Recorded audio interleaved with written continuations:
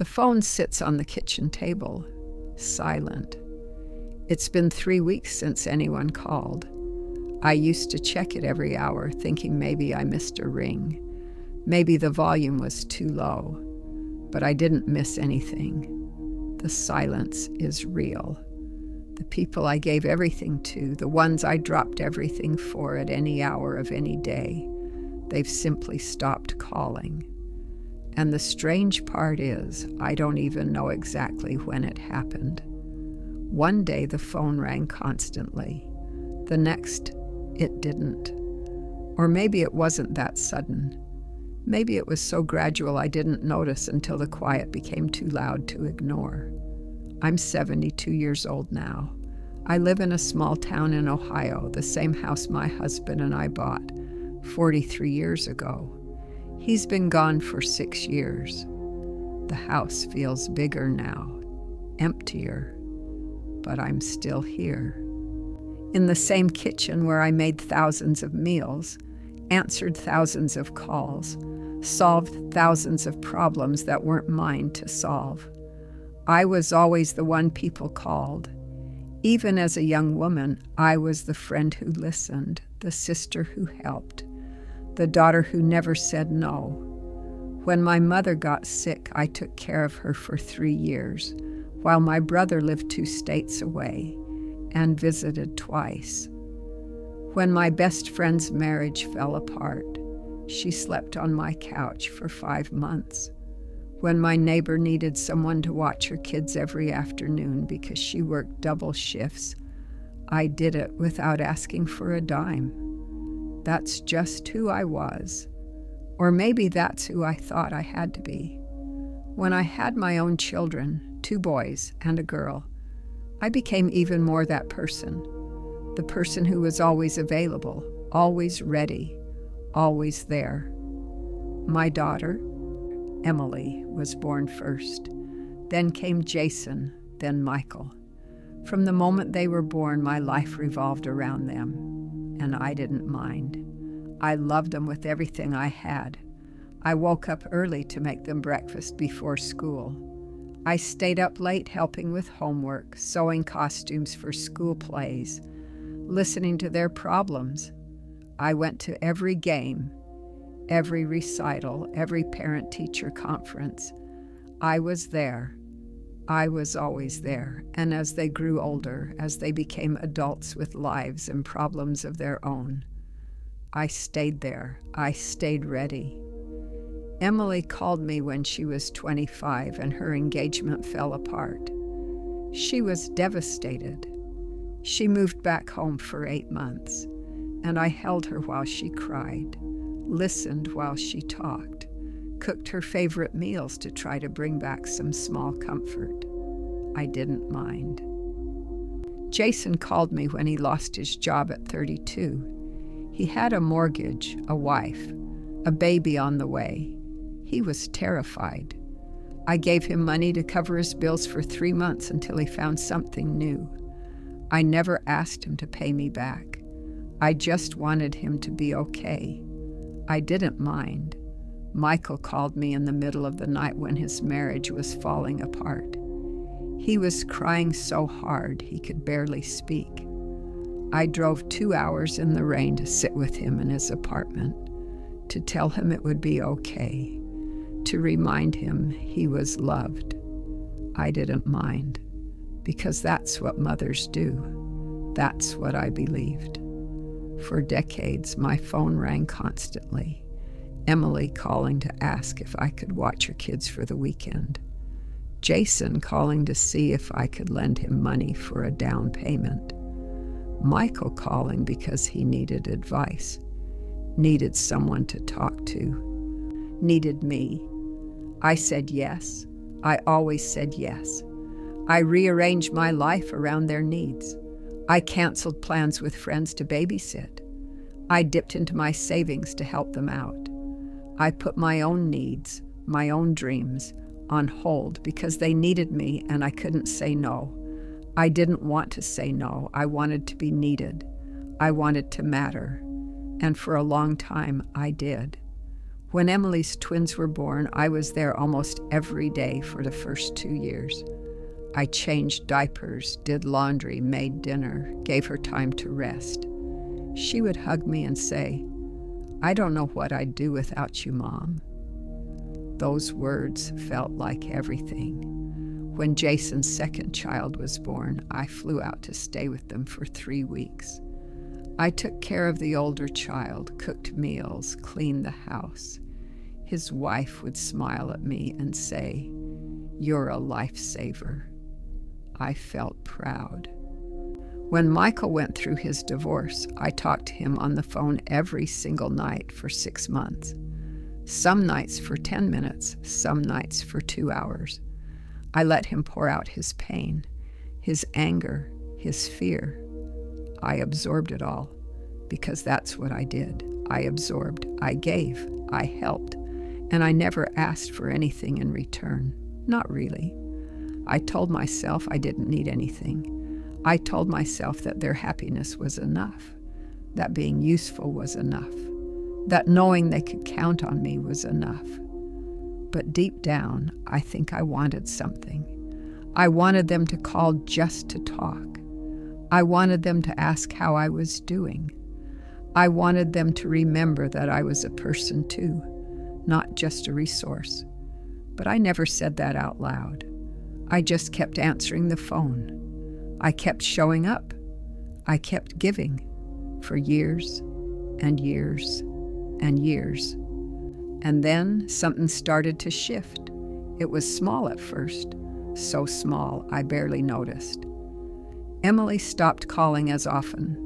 When she did call, the conversations were shorter, more rushed. She'd ask if I could watch the kids, and I'd say yes, and she'd say, "Thanks, Mom, you're the best," and hang up before I could ask about her life. I told myself she was just busy. She had a full-time job, a husband, 2 kids. Of course she was busy. Jason started texting instead of calling, short messages. "Hey, Mom, can you send me $500? I'll pay you back soon." I'd send the money. He'd send back a thumbs-up emoji. No phone call. No thank you beyond that tiny digital gesture. I told myself that's just how people communicate now. Everything's faster. Everyone's busier. Michael stopped answering when I called. I'd leave voicemails. "Hi, honey. Just wanted to check in. Call me when you get a chance." Days would go by, sometimes a week. Then I'd get a text. "Sorry, been swamped. I'm fine. Talk soon." But soon never came. I started to feel it then, a small ache, a quiet wondering. When did I become someone they only called when they needed something? But I pushed the thought away. I told myself I was being selfish. I told myself that's what family is. You help. You give. You don't keep score. So I kept answering. I kept giving, even as the calls became less frequent, even as the conversations became more transactional, even as I started to feel like a service rather than a mother. Then my husband died. It was sudden, a heart attack. He was 70, healthy, active. We were planning a trip, and then he was gone. The kids came to the funeral. They hugged me. They cried. They told me they loved me. For those few days, I felt seen again. Emily stayed with me for 3 days after the service. We talked. We cried together. She held my hand and said, "I'm here for you, Mom." I believed her. Jason promised to call me every week. "I'm going to check in on you, Mom. I don't want you to be alone." I believed him. Michael said he'd visit more often. "You shouldn't be by yourself. I'll come down more." I believed him, but then they left, and life went back to what it had become. Emily called once a week for about a month, then every 2 weeks, then once a month, then only when she needed something. Jason never called weekly. He texted occasionally, usually when he needed money. Michael visited once, 2 months after the funeral. He stayed for 4 hours, spent most of it on his phone, then said he had to get back. And slowly, quietly, the calls stopped. Not all at once, just gradually, like a faucet dripping slower and slower until it stops altogether. I'd call them. Sometimes they'd answer. Sometimes they wouldn't. When they did answer, the conversations felt obligatory. "Hi, Mom." "Hi, honey. How are you?" "I'm good. Busy. How are you?" "I'm okay. Just wanted to hear your voice." "That's nice, Mom. Hey, I'm actually in the middle of something. Can I call you back?" Of course. They never called back. I'd text them. "Thinking of you. Hope you're having a good day." Sometimes they'd respond, a heart emoji, a thanks, Mom, sometimes nothing. I tried not to let it hurt. I tried to tell myself they were just living their lives. They had jobs, families, responsibilities. I understood that. I did. But understanding didn't make the silence easier. I started to notice things that made the quiet hurt more. I'd see Emily's posts on Facebook, pictures of the kids at birthday parties, family dinners, weekend trips. She had time for all of that, but not for a phone call. I'd hear from Jason's wife in passing that they'd gone on vacation. No one mentioned it to me. No one thought to call and tell me. Michael got a promotion at work. I found out from a mutual friend. He hadn't called to share the news, and I realized something that broke my heart in a way I didn't expect. I had become invisible, not because they were cruel, not because they didn't love me, but because I had trained them to see me as always available, always giving, always there.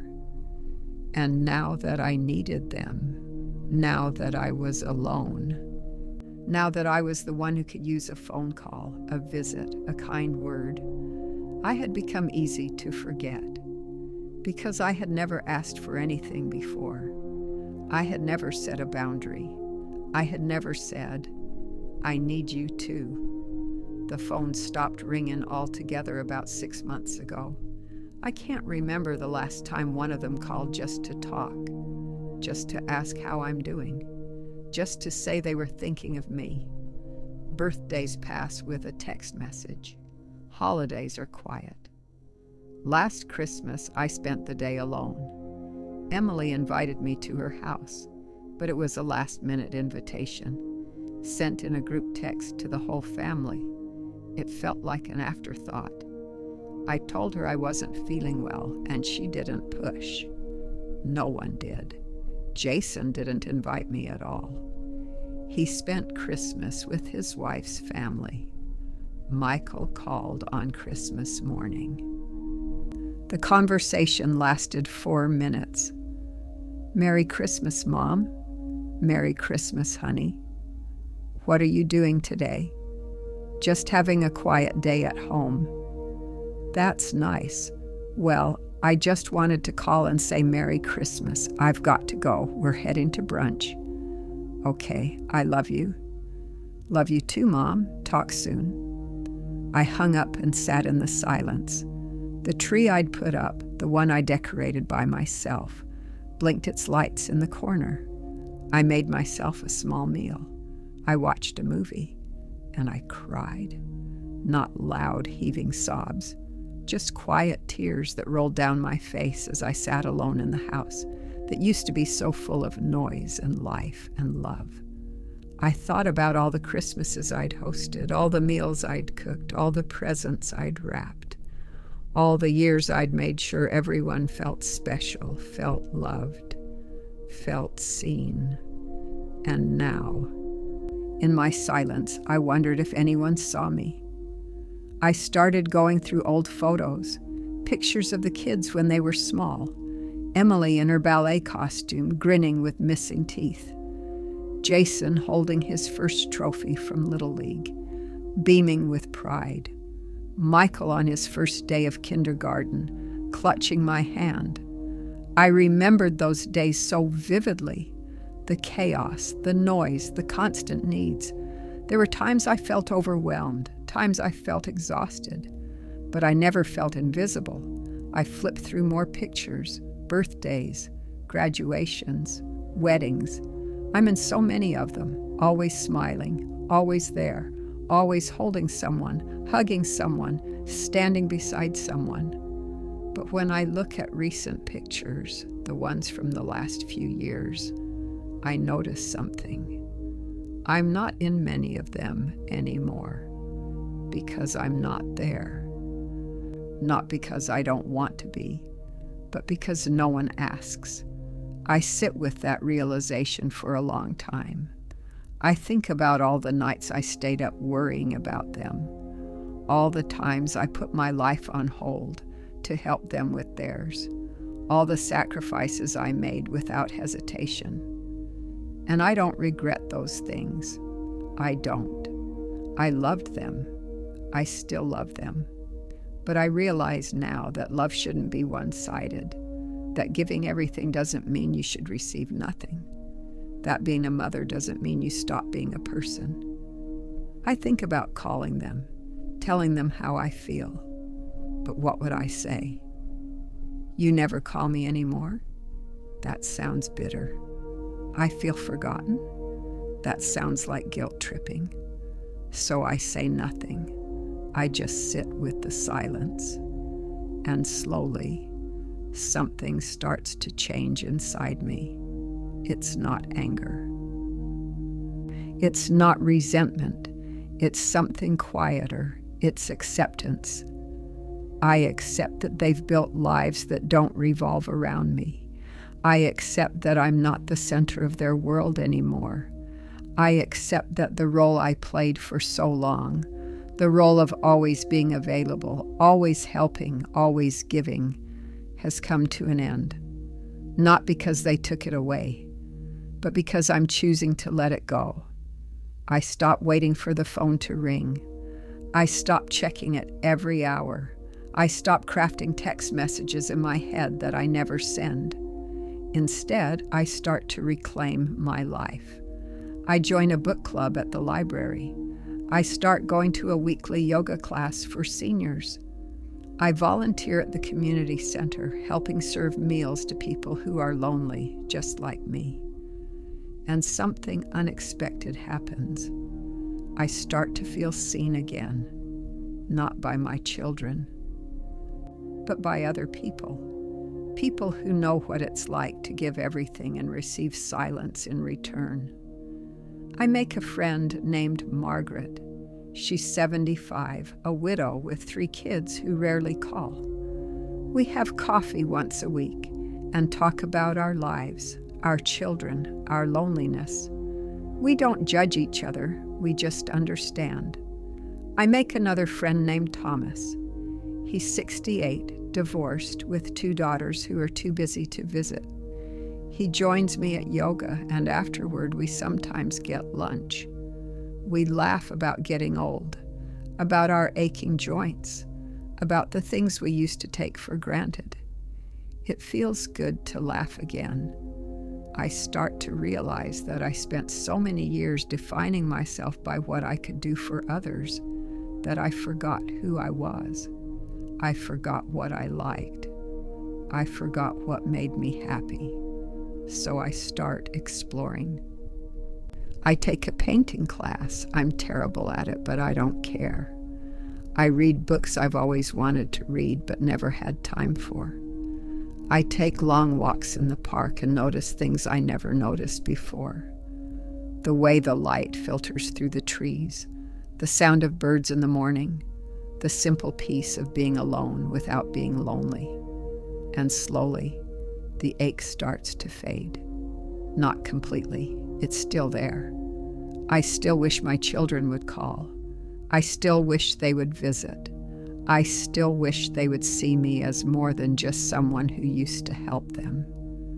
But I'm learning to live with that wish unfulfilled. I'm learning that my worth isn't determined by how much I give. I'm learning that I deserve love and attention and care, even if I'm not earning it through service. I'm learning to love myself the way I loved them. Unconditionally. One afternoon, Emily calls. I almost don't answer because I'm at the bookstore, browsing the shelves, enjoying my time. But I do answer. Hi, Mom. Hi, honey. How are you? I'm good. I'm actually at the bookstore. There's a pause. Oh, I can call back. No, it's fine. What's up?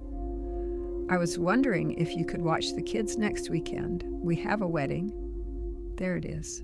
The familiar request, the familiar expectation. And for the first time, I say something different. I'm sorry, honey. I can't. I have plans. Another pause.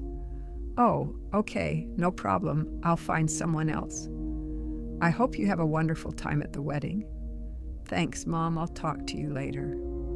She hangs up, and I stand there in the bookstore, holding my phone, feeling something I haven't felt in a long time, proud of myself. I didn't say yes automatically. I didn't rearrange my life. I didn't prioritize her need over my own plans. And the world didn't end. She found someone else. Life went on. I'm learning that it's okay to have boundaries. It's okay to say no. It's okay to live my own life, even now, even at 72. The phone still doesn't ring often, but I'm okay with that now. I'm building a life that doesn't depend on their calls, a life that has meaning and purpose and connection, even without them at the center. I still love them. I always will, but I love myself too. And that's something I should have learned a long time ago. I sit on my porch in the evening, watching the sun set. The sky is painted in shades of orange and pink. It's beautiful. I sip my tea and feel the cool breeze on my face. And I think about all the years I spent waiting for the phone to ring, waiting to be needed, waiting to matter. And I realized that I always mattered, not because of what I could do for others, but because I'm here, because I'm alive, because I have value just as I am. The phone sits beside me on the small table, silent, and for the first time in a long time, that's okay. I don't need it to ring to know that I matter. I don't need their voices to feel whole. I am enough, just as I am. I think about the person I used to be, the one who said yes to everything, the one who gave until there was nothing left. I don't regret being her. She loved deeply. She cared fiercely. She made a difference in people's lives. But I'm also grateful to be who I am now, someone who knows her worth. Someone who sets boundaries, someone who understands that love is a two-way street. And if my children ever do call, really call, not to ask for something, but just to talk, just to connect, just to remind me that I'm still their mother and they still care, I'll be here. I'll answer. I'll listen. I'll love them the way I always have. But I won't wait by the phone anymore. I won't put my life on hold. I won't lose myself in the hope of being needed. Because I've learned something important. I've learned that the people who truly love you will make time for you. They will call. They will visit. They will show up. Not because they need something, but because they value you. And if they don't, that's painful. But it's not the end. It's just a different beginning. A beginning where you learn to show up for yourself. Where you learn to value yourself. Where you learn that your life has meaning with or without their presence in it. I look out at the sunset and I smile. A real smile, not forced, not for anyone else's benefit, just for me. Because I'm okay. I'm truly okay. And that's something I never thought I'd be able to say. After I helped them all my life, they stopped calling, and I stopped waiting. And in that space, I found myself again. Have you ever felt forgotten by the people you gave everything to? Have you ever wondered if love should mean always giving, even when nothing comes back? I'd love to hear your story.